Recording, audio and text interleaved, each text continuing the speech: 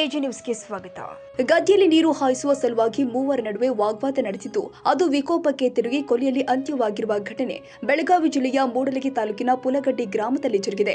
ರಾಮಪ್ಪ ಬಸವಂತಪ್ಪ ಕೌಜಲಗಿ ಮೃತ ವ್ಯಕ್ತಿ, ಸಿದ್ದಪ್ಪ ಮಲ್ಲಪ್ಪ ಕೌಜಲಗಿ ಕೊಲೆ ಮಾಡಿದ ಆರೋಪಿಯಾಗಿದ್ದು ಇವರಿಬ್ಬರು ಸಂಬಂಧಿಕರಾಗಿದ್ದಾರೆ.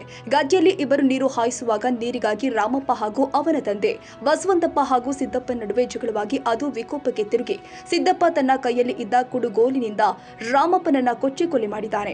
ಅದನ್ನ ತಡೆಯಲು ಹೋದ ರಾಮಪ್ಪನ ತಂದೆ ಬಸವಂತಪ್ಪ ಮೇಲೆಯೂ ಹಲ್ಲೆ ಮಾಡುವ ಬಗ್ಗೆ ಸಿದ್ದಪ್ಪ ಪೊಲೀಸ್ ಅಧಿಕಾರಿಗಳ ಮುಂದೆ ಬಾಯ್ಬಿಟ್ಟಿದ್ದಾನೆ ಎನ್ನಲಾಗಿದೆ.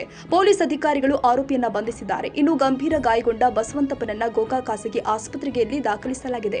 ಇನ್ನು ಕೊಲೆ ಮಾಡಿದ ಆರೋಪಿ ಸಿದ್ದಪ್ಪ ಕಳೆದ ನವೆಂಬರ್ ತಿಂಗಳ 12ರಂದು ಮದುವೆಯಾಗಿದ್ದ.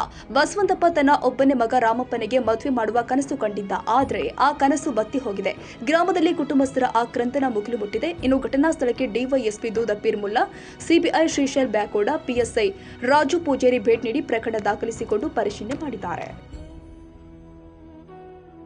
ಕನ್ನಡಿಗರ ಮೆಚ್ಚಿನ ನಿಮ್ಮ ಎಜೆ 24/7 ನ್ಯೂಸ್ ಕನ್ನಡ ವಾಹಿನಿ ಇದೀಗ ಟಿವಿಯಲ್ಲಿ ಲಭ್ಯ. ವೇಳೆ ನೋಟಿಸ್ ಕೊಟ್ಟಿದ್ರೆ ವಾಪಸ್ ತಗೋತೀವಿ.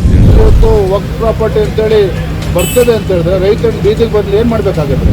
ಯಾರು ವೋಟ್ ಹಾಕಿಲ್ಲ ಅಂದ್ರೆ ಗ್ಯಾರಂಟಿನೆಲ್ಲ ಸ್ಟಾಪ್ ಮಾಡ್ಬಿಡ್ತೀವಿ.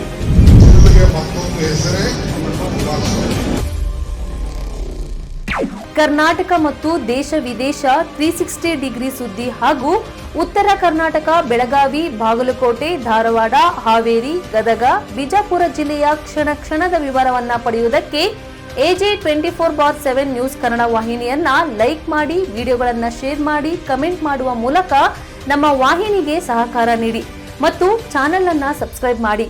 ಧನ್ಯವಾದಗಳು.